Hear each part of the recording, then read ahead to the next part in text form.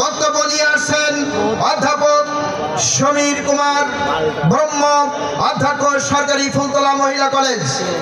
বক্তব্য নিয়ে আসছেন অধ্যাপক সমীর কুমার ব্রহ্ম।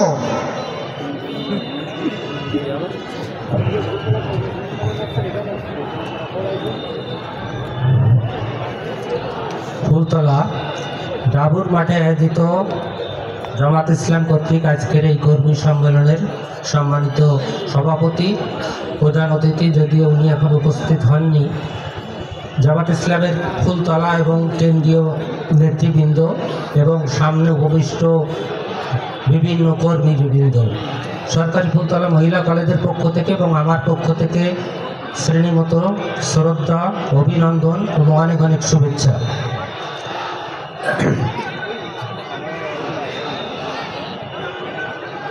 আমি দুই একটি কথা বলবো।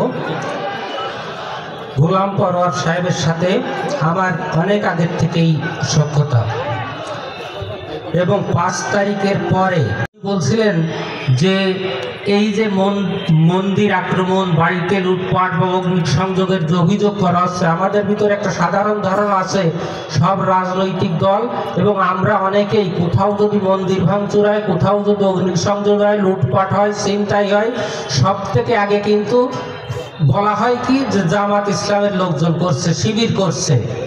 এইটা আসলে বলা ঠিক না, আমি মনে করি এইটা সর্বৈব মিথ্যা কথা।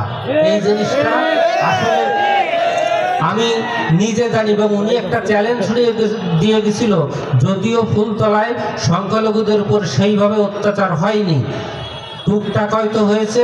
সেখানে পরশ সাহেব আমার পাশে বসে উনি বলেছিলেন যে ফুলতলায় যত লুটপাট বা অগ্নিসংযোগ, মন্দির ভাঙচুর হয়েছে, একটা প্রমাণ যদি কেউ আমার সামনে এনে দিতে পারেন যে জামাত ইসলামের কোনো লোক এর সাথে জড়িত, তাহলে আমি আর রাজনীতি করব না।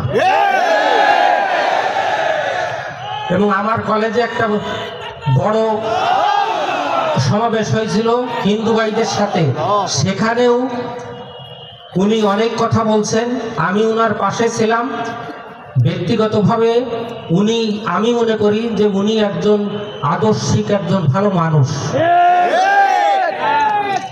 এখানে অনেক হয়তো প্রশ্ন করতে পারে যে আমি অন্য ধর্মের লোক হয়েও কেন এই মঞ্চে এবং আমি কেন বক্তব্য দিচ্ছি, এরকম অনেক কথা আছে। তো আমি ব্যক্তিগতভাবে মনে করি যে ইসলামী আইন, কুরআনের আইন যদি প্রকৃত অর্থে কোনো দেশে প্রতিষ্ঠিত হয়, তাহলে সে দেশের সংখ্যালঘুরা সব থেকে বেশি নিরাপদ থাকে।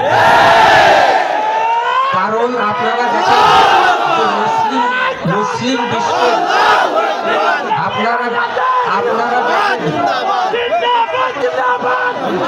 আপনারা দেখেন যে মিডল ইস্টে মুসলিম বিশ্বের অনেক দেশে, দুবাই থেকে শুরু করে বিভিন্ন দেশে, ওমান বলেন, কাতার বলেন, কুয়েত বলেন, ইরান বলেন, ইরাক বলেন, বিভিন্ন দেশে বড় বড় মন্দির আছে।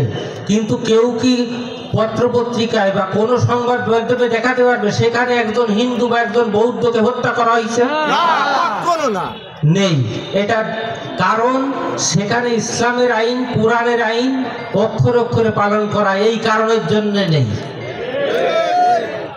তো আমি বলবো যে সামনে নির্বাচন, যদিও নির্বাচনের ডেট আমি জানি না, আপনারাও জানেন না, এই নির্বাচনে আমি মনে করি যে হিন্দু ভাইরা যারা আছেন তারা কি করবেন 3 বার ভেবে, আমি বলবো না যে আপনারা কাকে ভোট দেবেন, আপনারা ভেবে আপনাদের সিদ্ধান্তটা নেবেন, এবং আমি মনে করি যে সঠিক সিদ্ধান্ত আপনারা নেবেন। আমি এখানে আসছি কিন্তু বিবেকের তাড়নায়,